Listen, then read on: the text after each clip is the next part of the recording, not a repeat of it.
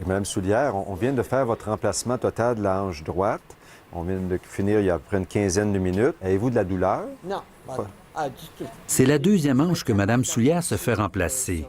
La première intervention était difficile, mais celle-ci se présente mieux. Êtes-vous capable de bouger la jambe? Montrez-nous, voir, faites plier comme il faut. Parfait. Le pied bouge bien. Vous n'avez pas de malaise, de... Est-ce que vous avez des nausées? Non, du tout. Du tout, hein? Absolument rien.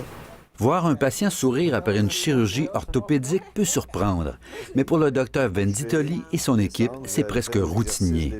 Depuis 2016, ils ont développé un nouveau protocole de remplacement de la hanche et du genou, dont les résultats sont souvent spectaculaires.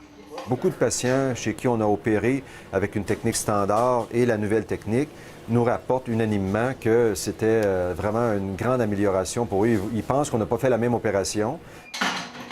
Au départ, ils se sont attaqués aux effets secondaires causés par la puissante médication employée durant une intervention classique, entre autres les opioïdes.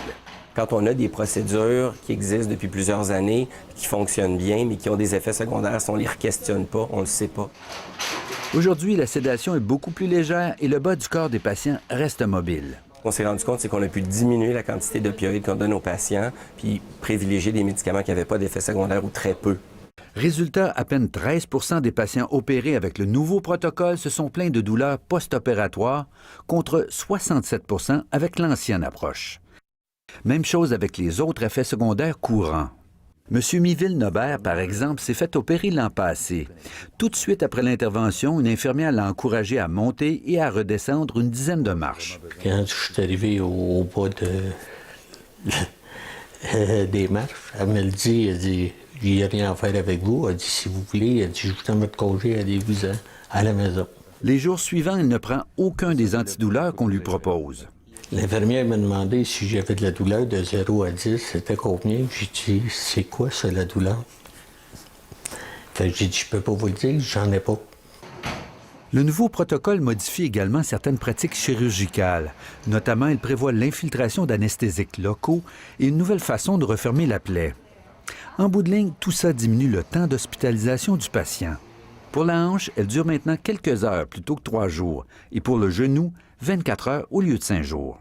J'ai été surpris, puis les gens autour de moi ont été surpris. Opéré à la hanche en mars dernier, Stéphane Bernier, un travailleur de la construction, a récupéré très rapidement. C'est un autre des atouts du protocole, accélérer le retour à une vie normale. À ma première semaine à la maison, je passais l'aspirateur avec une béquille puis l'aspirateur dans l'autre main. À 6 semaines, je recommençais à travailler. Je fais de la rénovation, je faisais une salle de bain. J'étais en train de stripper une salle de bain à 6 semaines.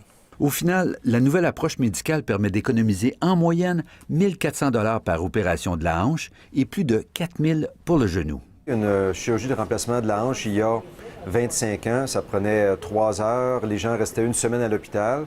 Donc, il y a eu des gains au cours des années. Et on pense que ce qu'on a obtenu aujourd'hui, c'est un gros gain pour les patients puis la société. L'équipe de Maisonneuve-Rosemont travaille maintenant à implanter son approche partout au pays.